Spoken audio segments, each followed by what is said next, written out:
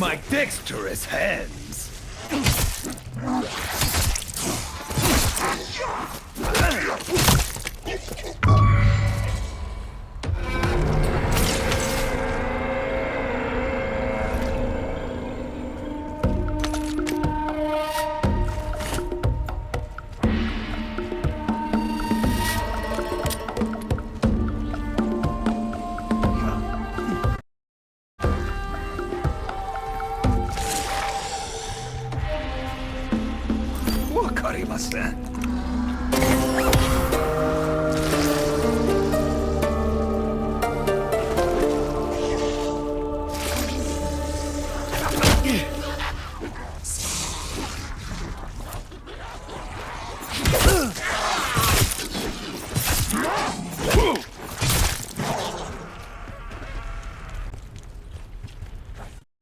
Golly, what's that smell?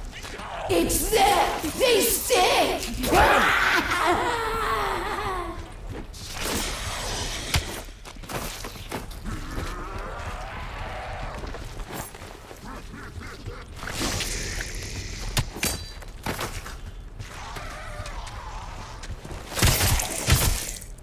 I admire your commitment, if not your competence.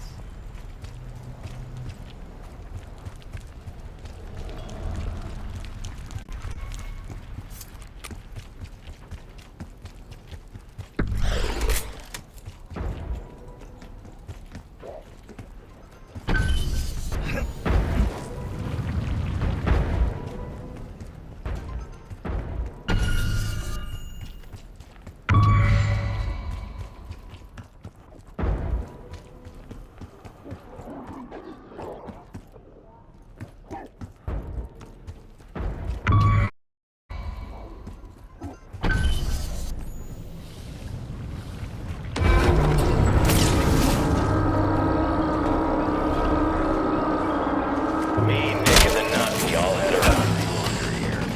Why'd they say back to the last? No way, he's worse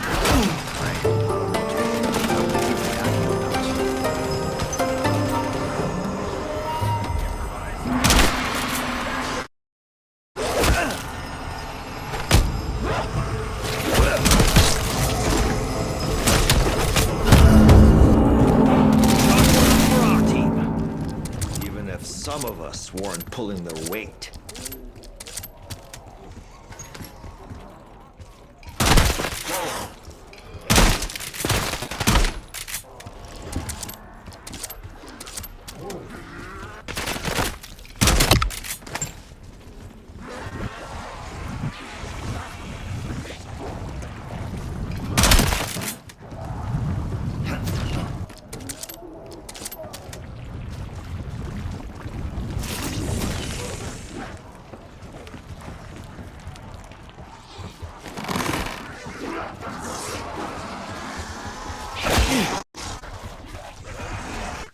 The mind is the first battlefield, and the last.